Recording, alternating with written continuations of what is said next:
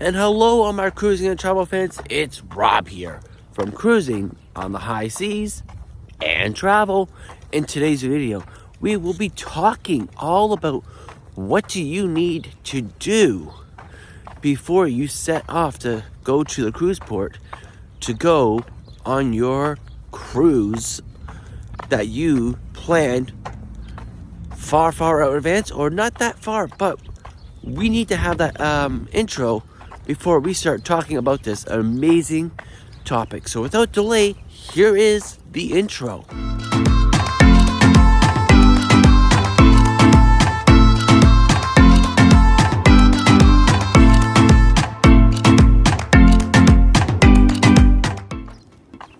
And thank you for staying through the intro. Once again, it's Rob here from Cruising on the High Seas and Travel.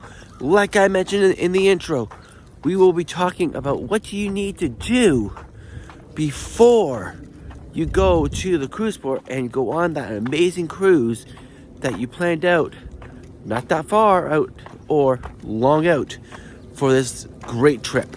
So let's all talk about it. So one of the first things you got to do before you go on a cruise is you gotta pick one out. And naturally, unfortunately, you gotta pay for it. That is the inevitable part. You gotta pay for it. But once you have all that done, then what? Well, let me tell you what you need to do next. What you need to do next is naturally start packing your clothes that you will want for that trip. So it may be shorts and t-shirts as you will probably be in the Caribbean.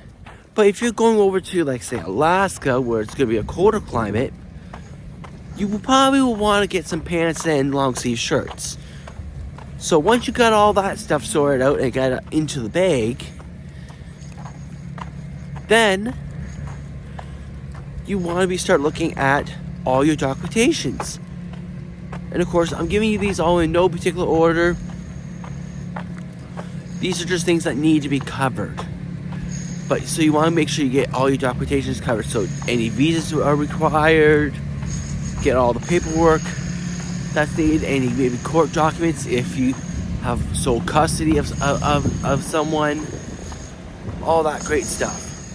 Once you have all that stuff all lined up and all the documentations that you need, put it in a binder so you have it aside, so when and if you need to use it, you know exactly where it is and everything's all there for you for when you do get asked if it does happen. Once you have that, you will want to make sure you have some money to spend on the cruise while you're at some of the ports. So why not go to the bank and get some money, so we're not always running the credit card, because that can be heavily expensive to do that. And of course, when you finally start checking on into your cruise, you need to be punching in all the information, your passport information, which I highly recommend. Even if you can cruise on your birth certificate and a full ID, a passport is the best documentation that you can use when cruising. Because heaven forbid that you get left at the port for whatever reason. Either you miss it for some strange reason, or heaven forbid, in the worst case, you end up getting hurt and you have to leave the ship because of your injuries, where a passport will help you get back home easily, where a birth certificate will not. So passport is the most key thing to make sure you always have. But you need to have that to do your check-in. And of course, for your onboard account, you can pay by cash if you want, so you indicate pay by cash. But the easiest way to mark off is paid by credit card, debit card. So when you jump on board, it will be easy for you and they won't have to join that big long lineup at guest services as soon as you get on board. Once you have finished doing all your check-in process, it's going to produce you an e-doc, which is your documentations to get onto your cruise. But that won't be available until approximately 14 days or less days to the cruise, depending upon your cruise line.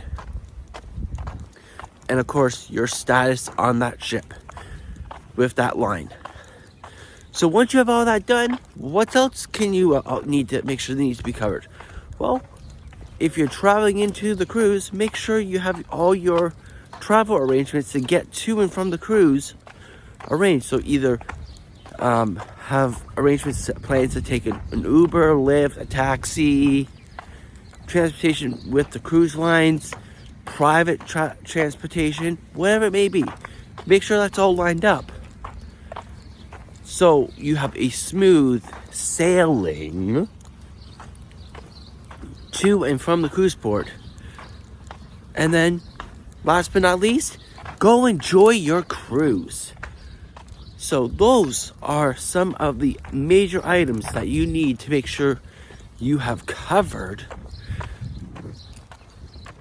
before you set sail on your amazing cruise that you have planned. Let me all know if there's any items that you think that should be covered that I did not list off inside that comment section down below. And while you're down there, let's not forget to like, subscribe if you have not done so already, as it helps out the channel a lot and I appreciate it a lot.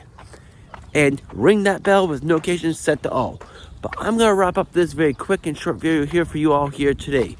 So until next time, I will see you on the high seas or wherever Charles may take us. Until then, bye for now.